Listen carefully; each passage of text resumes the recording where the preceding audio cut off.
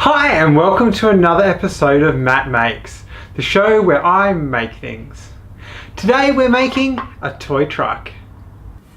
The timber we're using for this project is 90 by 35mm pine, and this particular piece is 1165mm long. Now the reason for that odd length is that's exactly the same length as an Australian standard pallet.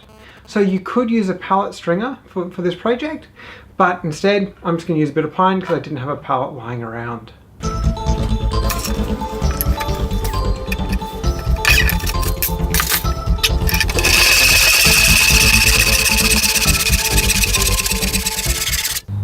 There's a bunch of different ways for making wheels, but all the ones that I know start with one of these.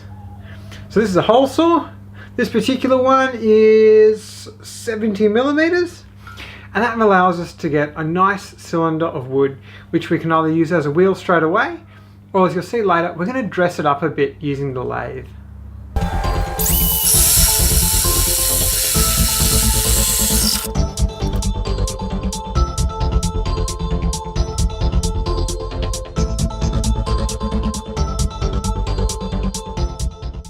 With a bit of cleaning up, something like that would actually make a really good wheel for a truck.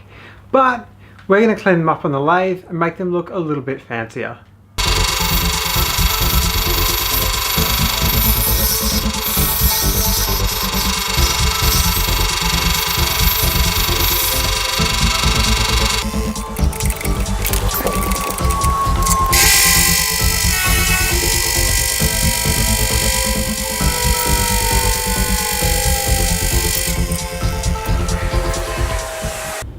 So our wheels have come off the lathe, but as you can see, they're a bit rough.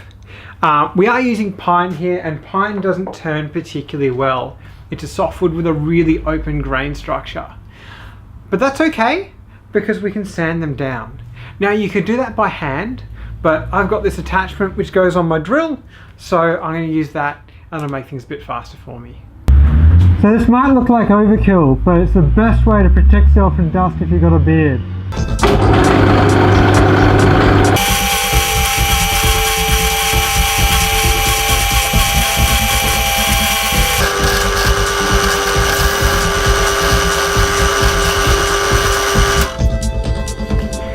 Much better.